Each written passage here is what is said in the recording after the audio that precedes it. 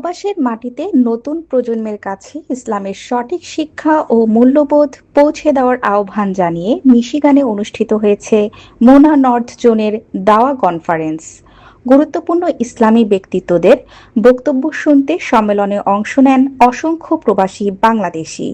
নারী, পুরুষ ও নতুন প্রজন্মের উপস্থিতিতে কানায় কানায় পূর্ণ হয়ে ওঠে অনুষ্ঠান স্থল।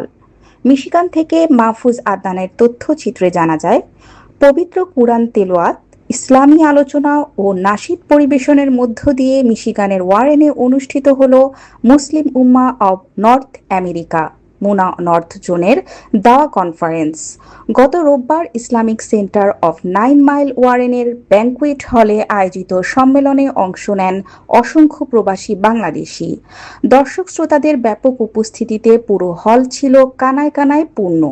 মোনা নর্থ জোনের প্রেসিডেন্ট নেসার উদ্দিন আহমদের সভাপতিত্বে এবং সেক্রেটারি আনোয়ার হোসেইনের পরিচালনায় পবিত্র কুরআন তেলাওয়াত করেন কারি মাওলানা আব্দুল মুকিত।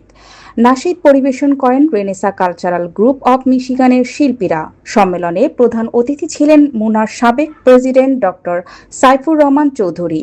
প্রধান আলোচক ছিলেন বাংলাদেশ লয়ার্স কাউন্সিলের সহ-সভাপতি অ্যাডভোকেট এহসানুল মাহবুব জুবায়ের। এছাড়া বক্তব্য দেন ওয়াইন স্টেট ইউনিভার্সিটির অধ্যাপক ডক্টর রামজি মোহাম্মদ, মোনার সহকারী নির্বাহী পরিচালক হাফেজ আবদুল্লাহ আল আরিফ, এমসিএম মসজিদের ইমাম মাওলানা তারিক আদনান এবং দারুল কুরআন মসজিদের ইমাম মাওলানা Saeed Ahmad.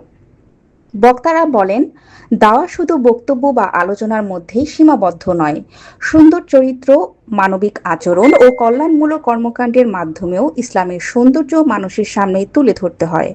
News desk, SAARC TV.